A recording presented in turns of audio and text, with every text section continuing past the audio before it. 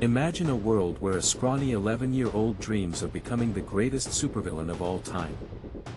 Before the Yellow Army and the countless heists, there was just Gru, an ambitious kid with a big dream and even bigger aspirations. But what happens when his idols turn on each other, and a sacred artifact falls into the wrong little hands?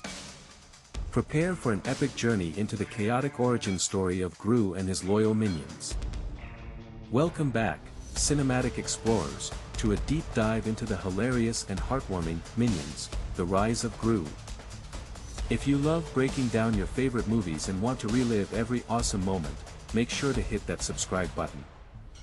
Our story begins with the Vicious Six, a legendary supervillain group, executing a daring heist for the powerful Zodiac Stone. Their leader, Wild Knuckles, is betrayed and seemingly killed by his ambitious second-in-command, Bell Bottom. Bell Bottom then declares herself the new leader, kicking off a new era for the Vicious Six. At home, he juggles his evil plans with his minions and his demanding mother. One day, Gru receives a surprising invitation, an interview with the now leaderless Vicious Six. He's ecstatic, seeing this as his big break into the world of supervillainy. Gru shows his minions the new evil lair he's building in his basement, excitedly sharing the news.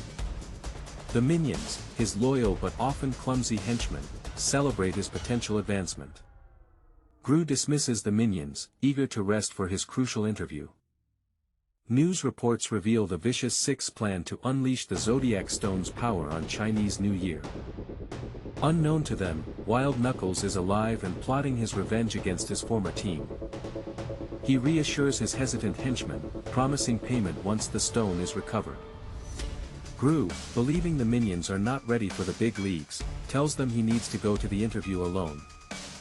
This rejection leaves the minions feeling disheartened and confused. At the interview, Gru uses the secret password and meets Dr. Nefario, who gives him a sticky fingers gadget. Inside, Gru tries to act cool, but his youthful energy is evident. He enters the room and tries to impress the Vicious Six with his ambition.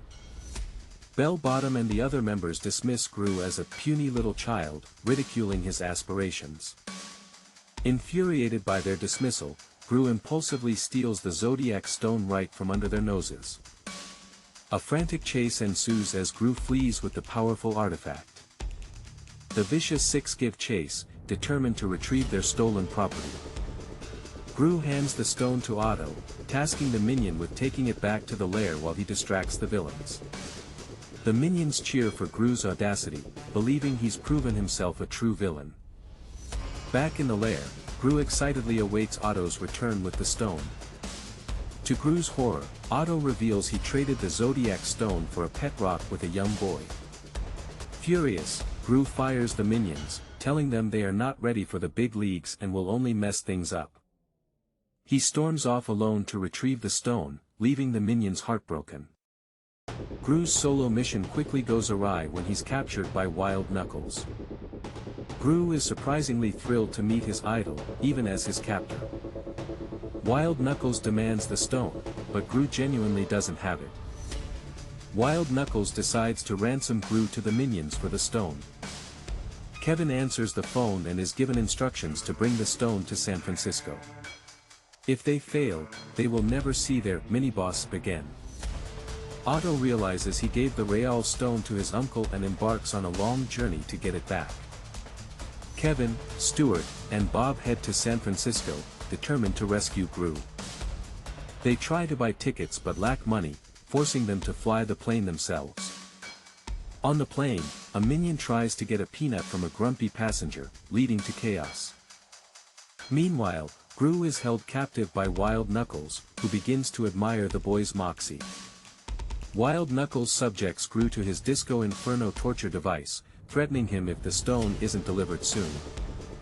The minions follow a map to Wild Knuckles' hideout, eager to save Gru. They encounter the Vicious Six, who are also searching for Gru and the stone. The minions find an old Chinese medicine shop and are attacked by Master Chow, a former Kung Fu master. They convince her to teach them Kung Fu, showing her their desperation to save Gru. The Vicious Six visit Gru's mom, who inadvertently reveals Wild Knuckles is alive and working with Gru. They realize Gru and Wild Knuckles are working together and head to San Francisco. Master Chow begins training Kevin, Stuart, and Bob, teaching them the basics of Kung Fu. She teaches them to tap into their inner strength, culminating in a dramatic board-breaking lesson. Meanwhile, Wild Knuckles begins to train Gru in villainy, starting with a bank heist. They pose as a grandpa and grandson, planning to steal from the Bank of Evil. Wild Knuckles fakes a heart attack, causing a diversion while Gru retrieves the goods. The heist is successful, and Gru feels a bond forming with his idol. Gru and Wild Knuckles celebrate their first successful mission as a team. Otto, after a long and arduous journey, finally makes his way to San Francisco with the Zodiac Stone. Wild Knuckles becomes despondent when his old henchmen abandon him during a new plan. Gru encourages Wild Knuckles, reminding him of his villainous talent and proposing a new team. They decide to form the Terrible Twos and retrieve the stone together. Otto finally reunites with Gru and Wild Knuckles, presenting them with the Zodiac Stone. Just as they are about to leave, the Vicious Six ambush them, along with the Anti-Villain League. The Vicious Six use the Zodiac Stone's power at the stroke of midnight, transforming into powerful Zodiac creatures. Gru faces off against Bell Bottom, but he's no match for her newfound powers. The minions arrive, now skilled in Kung Fu, and bravely join the fight. They confront the transformed Vicious Six, demonstrating their new combat abilities. In the chaotic battle, the minions manage to retrieve the Zodiac Stone. Bell Bottom transforms Gru into a helpless, adorable kitten, but the minions use the stone to reverse the spell and turn him back. Gru is incredibly proud of his minions, rehiring them on the spot. Wild Knuckles, severely injured, seemingly succumbs to his wounds. The Anti-Villain League arrests Gru, but he is released after giving a heartfelt eulogy for Wild Knuckles. To Gru's surprise, Wild Knuckles faked his death and drives off into the sunset, having taught Gru a valuable lesson. Inspired, Gru vows to apply this lesson to his future villainous endeavors. Gru, now truly the mini-boss, finds Dr. Nefario. Gru asks Dr. Nefario to become his first official mad scientist. Nefario initially refuses, seeking a peaceful life. But Gru's persistence and a cool new gadget convince him to join. The minions cheer, giving Gru his new, preferred title, Big Boss. This marks the true beginning of Gru's journey to becoming the supervillain we know and love. And that, cinematic adventurers, is the rise of Gru, a supervillain shaped by betrayal, friendship, and a whole lot of yellow mayhem. What was your favorite moment from this hilarious prequel? Let me know in the comments below. If you enjoyed this recap, please hit the like button, share it with a friend, and subscribe for more awesome movie breakdowns.